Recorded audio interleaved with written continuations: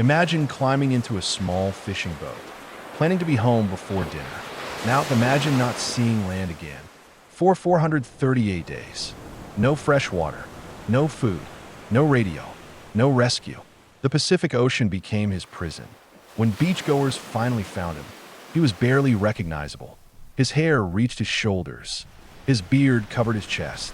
His skin had been burned black by the relentless sun. Doctors couldn't understand how he had survived. Some people still don't believe his story, but every major detail was confirmed. This is the unbelievable, true story of the man who drifted across the Pacific Ocean for 438 days.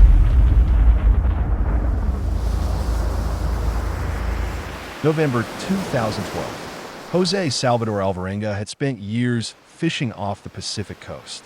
He knew the ocean, he respected it, and he had survived countless storms. This trip seemed routine. He and a young crewmate left Mexico in a small fiberglass fishing boat. It measured only about 23 feet long. Their plan was simple: catch sharks, return home, sell the catch. Instead, they disappeared.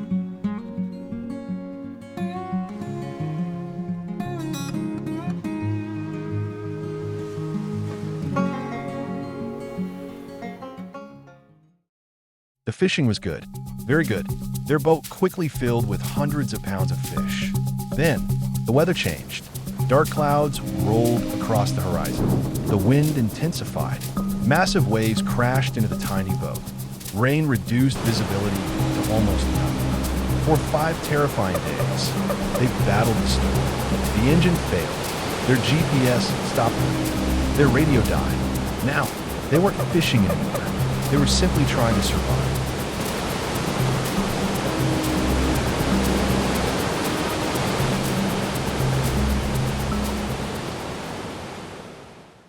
Days became weeks. Weeks became months. Every direction looked exactly the same. Blue sky, blue water, no ships, no airplanes, no land. The supplies disappeared first, then the drinking water. Hunger followed. Soon, they faced an impossible decision: drink seawater or die. They knew seawater would kill them, so they searched for another way. When rain fell, they caught every drop. When birds landed, they caught them with their bare hands. Raw fish, sea turtles, jellyfish, even small sharks. Nothing was wasted. Alvarenga wasn't alone. His young crewmate, Ezekiel Cordoba, had never imagined this nightmare. Unlike Alvarenga, he struggled to eat raw animals. His strength faded. He became desperately ill.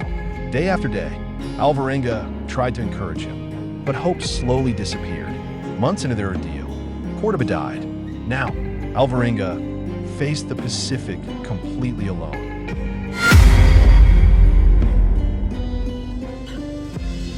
Loneliness became almost unbearable.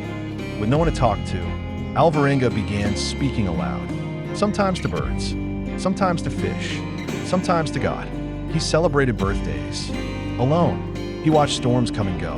The moon changed hundreds of times. He learned the rhythms of the ocean. Survival became routine, but rescue never came. January 30th, 2014. After drifting across the Pacific Ocean for 438 days, Alvarenga noticed something he hadn't seen in over a year: trees. At first, he thought he was hallucinating. The tropical islands looked almost too beautiful to be real. He paddled with the last of his strength. Hour after hour, the shoreline grew closer. Finally, his feet touched solid ground. He had reached a tiny coral atoll in the Marshall Islands, more than 6,000 miles from where his journey had begun. The nightmare was finally over, or so he thought. The first people who saw him could hardly believe their eyes. A local couple noticed a ragged man walking toward their home. His beard reached his chest. His ankles were swollen. His skin had been burned nearly black by months beneath the tropical sun. He struggled to speak. Instead, he pointed toward the ocean. His boat still floated offshore. Inside were bird feathers, fish bones, and a few possessions that had helped keep him alive. The islanders immediately called authorities. News spread around the world. A man had somehow survived alone on the Pacific Ocean for 438 days.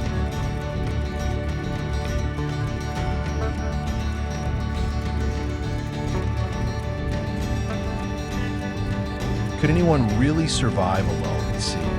For over 14 months, many people were skeptical. Scientists examined ocean currents. Meteorologists studied weather records. Medical experts evaluated his physical condition. Investigators traced his likely drift using satellite data. The evidence painted a remarkable picture. Ocean currents could indeed have carried his boat from Mexico across the Pacific to the Marshall Islands. His methods of collecting rainwater, catching fish, hunting birds, and eating sea turtles matched known survival techniques. Although some small details remain disputed, the overwhelming evidence supported the central claim. He had survived one of the longest documented solo drifts in recorded history. People often ask one question: what kept him alive? It wasn't luck alone. It was routine, hope, determination. Every sunrise meant another chance. Every rainfall meant another day to live. Every fish, another meal. He refused to surrender. Day after day, month after month, until the impossible became reality. Most of us measure time in days. José Salvador Alvarenga measured it in sunsets. 438 of them.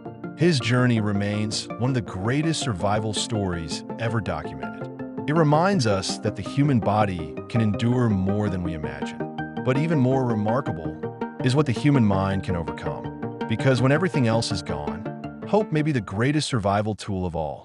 If this incredible story amazed you, there are many more waiting to be discovered. Here on Wild Stories After Dark, we uncover extraordinary true stories that prove reality is often stranger than fiction. If you enjoy unbelievable survival stories, forgotten history, and mysteries that sound impossible, subscribe and join us for the next adventure. Because sometimes the wildest stories are true.